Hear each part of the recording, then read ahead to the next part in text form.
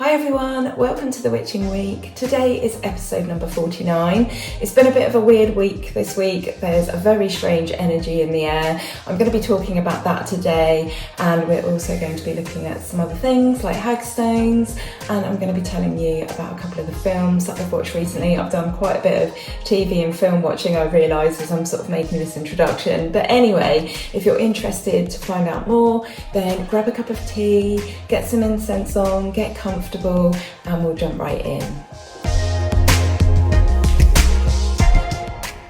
So welcome back everybody. If you're new here, I'm Wren. I'm known as the Cemetery Witch because I live on a cemetery in the heart of England. Welcome to the influx of new subscribers that we've had the last couple of weeks. If you're here every week, then hello and welcome, and I really appreciate all of you being here.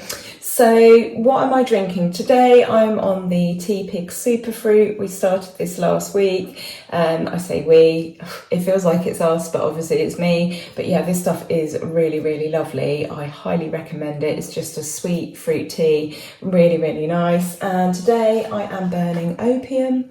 This is an incense by Satya. I have to say it's not that dissimilar to some of the others. I find with the Satya incenses they either have really standout standalone scents, or they smell like some of the others. So it's a bit of a split with Satya. I really love them. They're great quality, but you have a group that just smell absolutely amazing and really different from each other, and then you have like a little group over here where they all smell quite similar. So this isn't that dissimilar to Nag Champa, I would say, but it's still worth buying. It's really nice. So that is the vibe for today, and I've got my little fox mug in honour of our beautiful foxes.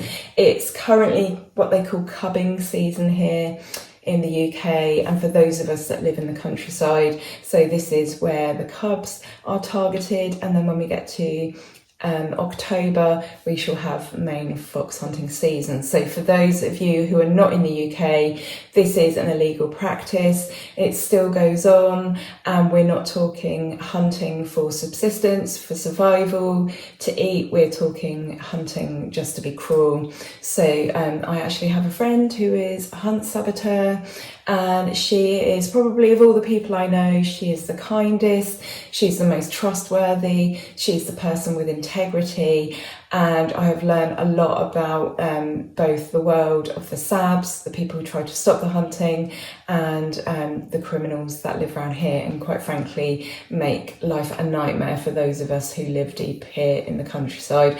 Our area is considered to have the worst hunt in all of the UK. They're violent, they're extremely nasty, and they just don't care about anyone else. So please support your local sabs, or look up the Hunt Saboteurs Association.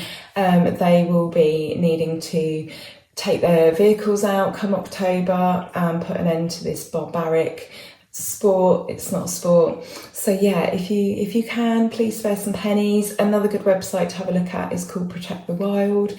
And yeah, so a little nod to our beautiful foxes that live in our English countryside and elsewhere as well. So it's been a really funny week this week. It's been, I feel like the energy at the moment is more like the energy around Samhain. There's been some really weird things happening, and there is just this sort of like heavy sensation in the air. We're definitely making our way towards autumn. We've only got a month to go really for that. It's very dark and dull. I'm looking outside and yeah, it's just grey and overcast. And there's this really strange feeling in the air. I've noticed a few other people mentioning it too. On Sunday, my husband had a really strange experience in our bedroom. I was fast asleep, but he saw like an orb at the end of our bedroom. Now, we do have, I've spoken about it before in relation to something else, but we do have what's called a PIR detector in the corner of the room, and that is something that lights up when there is movement, and it sends a message to the main alarm system, which it does that whether the alarm is set to be on to work or whether the alarm is off. So he thought that it was that initially, which glows blue in our bedroom, and then he realised that this was more of a golden colour. And as he came to, he was looking at it, and he said that it had like sort of spikes of light coming off around it, so almost like a bit sort of like a corona, and yeah, very, very strange. That was on Sunday night.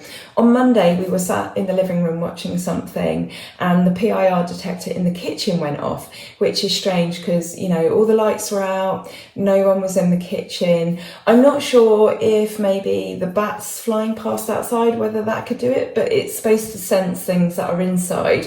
We didn't have any flies. Really, really strange. Again, I've never known it to do that. And on the same evening, when we went to bed, we went to sleep. We both got up in the night to go to the toilet, and then we settled back down into bed. My husband was asleep, or so I thought. Well, it turns out he was. And I was in bed next to him, and I was wide awake. And at some point, I mean, I was wide awake, but I was just like laying there, zoning out, just thinking through my week, thinking about some stuff that's been going on recently. And I felt him get up in the bed, get out of bed, and I heard him walk towards the window. So I sat up to have a look to see what was going on. And I know this is a real experience, or this was a real experience, because my first thought was, what's he going to moan about now? Which, you know, sounds terrible. I'm not saying that my husband is a massive whinger, but quite often, you know, if there's stuff going on, because we live on council land, so the public can sort of, you know, come onto the land at night. There's often a lot going on, and there's often a lot that's going on that's not brilliant. So I you know, my thought it was kind of like, oh, what next? And then I realised that I couldn't quite make him out by the window. He was there, and it seemed as if he was there. And then I realised there was a body in the bed next to me, and that's when I realised that he hadn't got out of bed at all. So I wasn't dreaming. I know I 100% wasn't dreaming.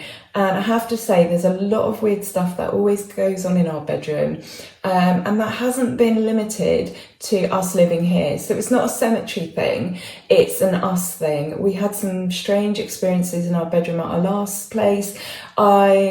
I don't know, there's a lot energetically that goes on between me and my husband, I think. And so there's always sort of strange happenings. I don't mean between us necessarily, I just mean just things seem to happen in our bedroom at night. They're not necessarily negative things, and I do put up a little bubble of protection around us quite often at night. Not that I'm particularly worried or feel that we need to, but there's often a lot of strange goings on. So it's weird. I felt this week has felt very much like the energy of Samhain. And then on Tuesday, so that was Sunday, we had Monday, and then we had our third night of weirdness, and that was Tuesday. And everybody in the area experienced this though, from what I was seeing on Facebook and talking to my brother-in-law and stuff, and friends that live just around the corner. But we had like a power surge. So it's like I felt this energy building up inside me, and then suddenly we had this surge. Our power cut out very momentarily. It wasn't enough to like undo the time on the cooker or anything like that. And, you know, nearly as quick as it was there, it was gone. And it was a really, really strange sensation. My friend just around the corner, he suggested that maybe it was a result of a solar flare. I don't know. I had a look. We haven't had much activity leading up to that point, but I believe they have been expecting some, and there has been a bit more activity, I think, overall recently. So yeah, very, very interesting. I'd be really, really interested to know whether this happened anywhere else in the UK on Tuesday, and even if it happened anywhere else in the world. I suspect it was just a local thing. We could hear various house alarms and stuff going off, and I know from sort of like where people live, I know that it did happen quite away from our house, but you know, that was local. So let me know if that happened to you guys on Tuesday, and let me know as well if you've had any strange goings on and what you think about the energy at the moment. Do you agree? Does it feel weird to you? I don't just think it's been the sort of slightly weird weather that we've had this year and this summer. It just does generally feel like an overall weirdness. It has been just the oddest year, hasn't it? I'd love to hear about your experiences this year. For me, I started the year off thinking that this was going to be an absolutely brilliant, banging year. I thought this was just going to be a massive turnaround point, a massive change coming. And I still think those things are bubbling away under the surface. But this year has been such a challenge. It's been such a challenge for me. And I don't know if it's just an accumulation of things over the years, or because when, I talk about the kind of year I've had, on the whole, it's not been a bad year as such. There's just been some difficult things to deal with, but it's just been a very, very weird year. Very weird year. So in the week, we went to see the film Oppenheimer. Very, very interesting film. If you haven't been to see it, I really recommend it. It is about 3 hours long. It is a film, I think, where you have to really concentrate. There's a lot of characters involved. You are flicking between timelines, but basically it looks at the Manhattan Project and the race for the atomic bomb. So obviously this came to fruition on the 16th of July 1945, and the world would never quite be the same again. And I felt really sad watching it when that atomic bomb went off and all the reactions afterwards. I was just filled with a deep and utter sadness. But it's an absolutely brilliant film. It's got quite a few big names in as well. And I would say though that if you're like me, you might need to see it more than once. I'd really like to go back again and just watch it again to see if there's anything I've missed. I was also quite distracted by something going into it as well, other stuff on my mind, and so I'm a person who finds it quite hard to concentrate when things are like that. But even with that going on, I knew exactly what was happening. But yeah, definitely worth another watch. The only thing I don't like about those really, really long films is that I always have to get up and go to the toilet in the middle of it. And with that film, it was very much like, if I get up, I'm going to miss something that's really, really important, because you did have to concentrate when you were watching it. So, with other films, like action movies and stuff like that, where, all right, there's stuff going on, but you're not really going to lose too much of the plot if you get up and disappear. It's okay. But because this is such a long film, I need to get up in the middle of it. But I made it my worthwhile. I got some hot chocolate and some popcorn, and yeah, I did that halfway through. So then I had like another hour and a half, which is almost like another whole film's worth, but absolutely brilliant film. So I highly recommend that if you haven't seen it. We watched the series Arnold on Netflix. I think it was only 2 or 3 episodes. I lost track because we sort of watched them back to back. And it's about Arnold Schwarzenegger. And the reason I bring this one up, obviously Oppenheimer hasn't got anything to do with witchcraft, and I'm just telling you about my week. But I thought the Arnold film was really, really interesting. He lays out his career. He's 76 years old now. He looks absolutely fantastic.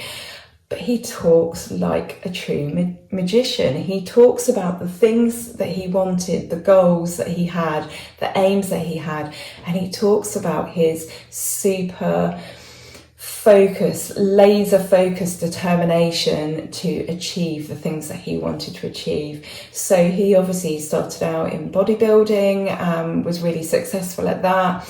Then he talks about his attempt to move into the movie and film industry. I won't spoil it for you, but he talks about how, he started to go for these roles. He would get a role and then 5 years would go past with absolutely nothing. And do you know what? He never, ever gave up. He was determined. And he describes visualizing his success. He describes, literally visualizing it and poring over the details and seeing it play out. And he's clearly a great manifester. He spoke about his visions being so clear and targeted that everything else in the background would just literally just fall away or just pale in comparison. And I just smiled the whole way through, because I just thought, this guy is a magician. He doesn't even know that he's doing it. And he is manifesting these dreams of his, these visions of his. So one example would be that he decided one day that he wanted to be the governor of California. Now, we don't have a governor here in the UK. I don't even know what the you know, whether we have something similar, like would that be a mare? I don't know, but I think possibly in the US you guys have mares as well. I'm not really sure, but anyway, he had absolutely zero experience, and he got it into his head that he was going to become the governor of California because he could get things done for the people, and he felt like he wanted to be in service to the people. And sure enough, he made it, and he was governor for 8 years. So we're not talking a flash in the pan here. We're talking, you know, he ended up being good at it. And that's the thing about Arnold Schwarzenegger. He just seems to be good at everything. And that wasn't necessarily always the case. When you see him in his films at the beginning, some of the roles that he took, he was extremely wooden, and he went from that to being this great sort of like action movie character. So very, very skilled manifester, well worth a watch. It's called Arnold, and I just thought it was interesting watching it from an occult and witchcraft point of view. I really enjoyed that. I've always been really drawn to Arnold Schwarzenegger anyway. Whenever I've seen him talking, he just seems like such a nice guy. I mean, obviously that could just be the persona that we're seeing, but I don't know, there's something very special about him. He seems to have a lot of integrity, and I don't know, I just sort of align myself with him in the way that he has this determination. So brilliant watch, go and check that out. So what have you all been up to this week? Let me know in the comments. I love to hear what you've been getting up to. I love to hear about your holidays and your plans. I love to hear about your seasonal plans.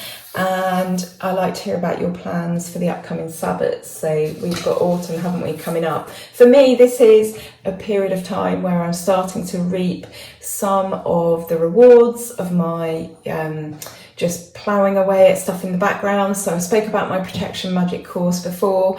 I've very, very nearly finished it. I just need to write the introduction for it now, and then I can get on and just finish off. I've been writing a witchcraft course as well. I've written it, but I need to go back and just make some changes and adjustments and add some of the things that I added to the protection course that I think work well, just in terms of layout and stuff for that. So I'm on my way to having some courses available for you guys.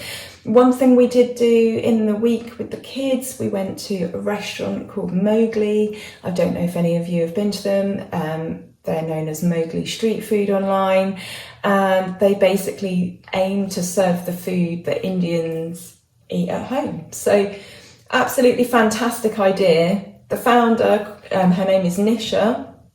She was a barrister for over 20 years, and she decided to give up this career to fulfill this and to create Mowgli. And I have to say that the food is absolutely out of this world. It's just been created by an expert chef, basically. It is quite expensive, but you do get what you pay for. You get large portions, you get beautiful, beautiful Indian food, and the restaurants themselves are stunning. They're full of these like wooden trees that are just filled with fairy lights. So it feels really ethereal in there and really, really lovely. And you've got tables that are around these trees, and then you've got these swings sort of style seats. It's really, really lovely in there. And then usually everyone's just sort of talking fairly quietly, and then you've just got all these flavors, and you know, you have this food and it's not bland at all. It has just been expertly crafted. So yeah, Mowgli, go and check out their food. They have sustainability at the heart of their ethos as well in their business. And I had a little look on their website. It turns out they do quite a bit for charity as well. So definitely, it is a large chain now, but definitely a company that sounds like they know what they're doing and has some really good goals in their mission. So go and check them out. I will, as always, I'll put links down. I know sometimes I'm a bit rubbish at that, but I will aim to put some links down for all of this stuff. So in the week, I received a parcel from a guy called Simon. Hello, Simon. Thank you for sending your beautiful gift. He lives in Ireland, and he is known as Druid Journey on Instagram. Again, I shall put his handle up. You can go and have a look at his page. I hope that's all right, Simon. I don't know. Maybe you've got a personal page. Anyway, I'll put it up and then you guys can work it out. He's also got a fly fishing channel on YouTube. He is at Fly Fisher. and he sent me some hagstones and some other lovely little gifts from Ireland. So some herbs that he's grown, but in particular I wanted to show you the hagstones. So these are really, really beautiful. I believe Simon sells these, so if you want yourself a genuine hagstone all the way from Ireland, then get in touch. But yeah, he sent me a couple, so thank you ever so much, Simon. And yeah, isn't that absolutely beautiful? That has come all the way from Ireland. And these are known as hagstones, holy stones, witch stones, fairy stones, dobby stones. They have all sorts of names, and they are usually hung in doorways and in windows and in dairies and barns and boats to basically keep away evil. So that could be anything. That could be witches, that could be evil spirits, it could be illness, it could be trying to stop theft, it could be any manner, curses, sickness, it could be any manner of like bad luck and sort of energy that could come your way. So these have been used for many, many years. In my area, in the Midlands, these were generally hung in dairies, and that is because people believed that witches could interfere with cows, so they could stop them producing milk, for example, or they could turn milk products sour, or stop cream or cheese being developed, just generally interfere with the production of milk related goods. So people would hang these in dairies. They would also be hung in bedrooms to ward off like nightmares and visits at night from bad or malign energies. So maybe I need to hang this in our bedroom. But my experiences in our bedroom on the whole though aren't bad. We've had a lot of spooky weird things going on, and it's not so much ghosts and spirits, it's more weird energetic stuff. But I can't say that, I'm trying to think back, but I would say that most of it is like neither good nor bad. It's just kind of like neither here nor there. But when you hold a hagstone up and you look at the hole, if you look through the hole, you're said to be able to see into other realms and dimensions. I love hagstones. I think they're absolutely fascinating, and this one's absolutely beautiful. It's so smooth as well, where obviously the water has run over the surface and made it really, really smooth. This one reminds me of the moon a little bit with its craters and stuff. So yeah, thank you ever so much, Simon. I really, really appreciate that. I won't show you the other bits because it is another hagstone, and then it's just herbs and stuff, and you know what they look like. But yeah, thank you, Simon. So we've got the autumn equinox coming up. We've got just over a month to go. It's actually on the 23rd of September this year. So I know that some pagans will celebrate it on the 21st, and they'll do that every single year. And the same goes for the spring equinox and then the two solstices, but they do move. So this year it's Saturday, the 23rd of September. And for the UK, it's at 7:49 a.m. So if you want to observe the exact moment of the equinox, that is it. So these are the equinoxes and the solstices. They're considered like the seasonal transitions, like the changing of the guard almost of the seasons. So for many people, they consider the autumn equinox the start of the autumn. So, but there's always a bit of like a debate around this, because it's like the summer solstice. Some people consider that the beginning of the summer. Other people consider that midsummer, like literally the middle of the summer. And I guess if you kind of like look at the wheel of the year, or just the year as having two halves and having summer and winter, then the summer solstice would be midsummer, because obviously we would be stretching that season out. Definitely feel like we've only got two seasons living in this house, but really it is like the changing of the guard. So the spring equinox is the start of spring, the winter solstice, start of winter, and the summer solstice is the start of summer, and therefore the autumn equinox is the start of autumn. So, but it's definitely very autumnal here already. It's getting dark at like about 8:30, not totally dark, but you know, the light's gone and it's nearly completely faded. The mornings are obviously darker. I'm not waking up quite so early, and it's definitely much cooler. So it's much cooler at night, which is fantastic. We could still have some hot weather, I guess, but it's really hard to believe that it's the 18th today, and a week from today, when I next do the witching week, it's going to be the 25th, so we're nearly going to be in September. I know that a lot of people consider the Ber months, so the 1st of September, as the start of autumn, and you know, they consider September, October, November, December kind of as like the autumn time. So at the South Pole, they will be celebrating the first appearance of the sun in 6 months, and at the North Pole they're going to be getting ready for about 6 months of darkness. So lots of different changes for people in the world depending on where you are. If you're planning on going to Stonehenge, now in recent years, they haven't always done it on the day, I think. I've noticed some changes and some weirdness over the years. I imagine it will be open on Saturday the 23rd. I've had a look this morning and couldn't get any sort of definitive information up. Usually that appears a bit closer to the time, but usually they're open for a short period of time between about 6 and 9 a.m. But I will come back and confirm that with you guys.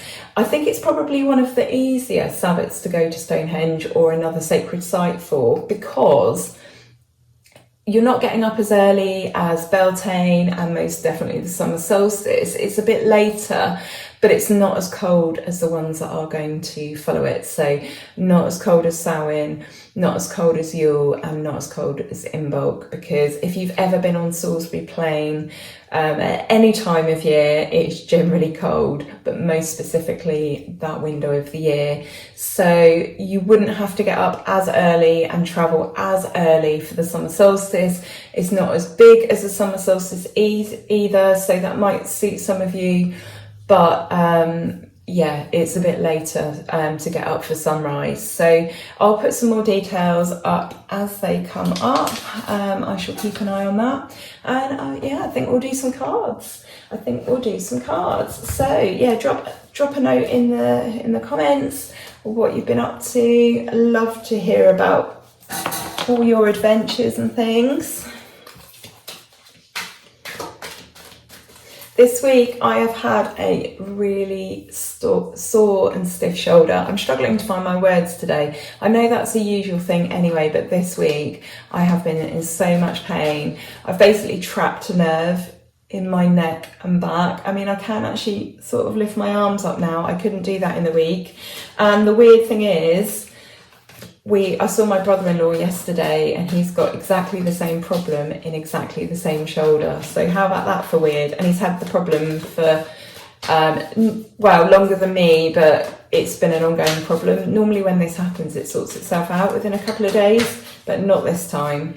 So I was actually wondering whether I should do today's episode, just because my brain is just scrambled because I've just been in so much pain. But I can move a bit better. This week I've been like a robot, like I haven't been able to move my head, it's just like move my body.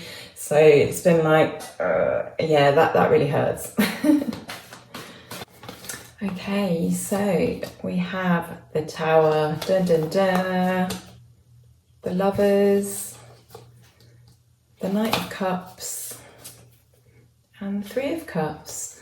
So the message for this week is, you may well have had a Tower moment this week, or perhaps coming into next week. We're generally looking at the week ahead, aren't we? But you might still be bathing in this energy at the moment. And what we call a Tower moment is a moment of total catastrophe, where it feels like your entire world has just come crashing down, and it was just totally unexpected and just totally not wanted, and just a real shock to the system basically. And I think there's been a lot of tower moments this year for a lot of people, and they very much seem to be the theme. And maybe that's it. When I'm talking about the energy, it is quite chaotic. It's a very chaotic energy, and that doesn't always mean bad. That can be good as well. You know, sometimes when things are turned absolutely, completely upside down on their head, there is very much a positive outcome to that. But usually when you're going through that moment, that tower moment, it doesn't always feel very nice. So the energy around this week and next speaks of that chaotic, catastrophic energy where everything is just turned flip side on its head. And this is an opportunity, isn't it? As all major life sort of happenings are, it's an opportunity to take a look at things and to take a look at ourselves, to strip ourselves back and have a good moment of reflection. And we realise that everything always comes down to the choices we make. Yeah, and of course sometimes things happen and they're unexpected, but that if that's not a result of the choices that we make, we're certainly being given some choices to make as a result of that. So yeah, some big moments this week, some big choices, some big reflections, some big moments of trying to unite heart and head to, you know, perhaps make those decisions. But the energy very much is to just take this, run with this, and turn it into something.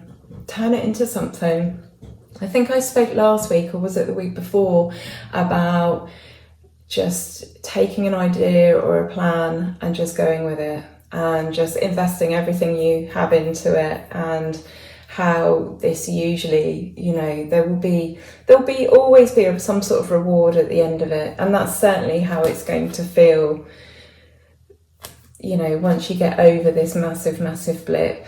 And I find the Knight of Cups comes up a lot when it talks about turning a hobby or an interest into something good, something sustainable, something that's going to fulfill you and fill your cup. And I feel like that again is very much the sort of the energy of this week. So yeah, very, very weird, chaotic energy going on. I love it when you have in life, you have a feeling, you have something tangible that you can feel, but there is no English word for it in the dictionary. Do you ever experience that? I come across this a lot, and then I get annoyed because I can't remember what any of those other instances have been. And like I say, there's no way to describe it, but maybe there would be a way to write it down on paper to try and describe how you're feeling at the time and what that was invoking in you. But I've got that feeling at the moment. This energy in the air, this weird feeling, is very, very difficult to put into words, and there's definitely no English word for it. You know, like you might have, you know, for other emotions and other feelings. Very, very weird, very, very weird. But yeah, some big moments, some big changes perhaps coming. Yeah, very weird, very weird. A few of you are coming back to me and saying that you are resonating with my readings, which is good. I do tend to try and keep them fairly short as well, because it's just, you know, a little bonus, a little extra added on to the end of this session. And it's just general as well. You know, it's very, very different to actually sitting down in front of a person and reading for them, and the cards are for them. It's just general. So I'm wishing you a brilliant week. Let's hope this weird, strange, chaotic energy ends soon. I haven't quite figured out yet whether it's positive, negative, or quite frankly neutral, which I suspect it is. But very, very weird goings on at the moment. And I have a feeling that they are only going to increase between now and Samhain.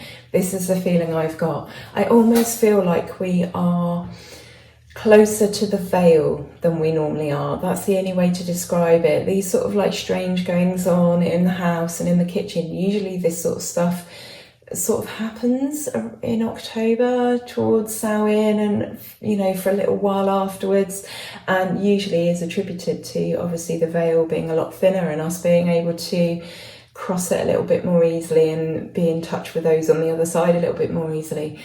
But I kind of almost feel that energy right now. So it's going to be interesting, isn't it, to see. over the next couple of months exactly what happens there. So let me know your thoughts on that. I'd be really, really interested to hear. I really, really would. So I'm wishing you an absolutely wonderful week. Thank you for being here with me today. I'm sorry that I haven't had my teeth in. I need to put them in and I need to wire them up to my head. But, you know, we have good days and bad days, won't we? And hopefully next week I will be a little bit more clear. I think last week was quite a bad week as well, wasn't it? I don't think I'm getting enough sun. We haven't had much sun recently. I've started taking my vitamin D tablet again early. Usually I take a break and I just take it like from September through to like March. But I don't feel like we've had much sun, and I've been inside a lot, either just taking it easy or in front of my computer. So yeah, I feel like I need some sun. I think maybe this is like vitamin deficiencies, and most of us are deficient in vitamin D in the Northern Hemisphere, unfortunately. So anyway, enough of my rambling. Yeah, I'm going to leave you. Have a great weekend, and I will see you again next Friday. Take care for now. Love and blessings. Bye.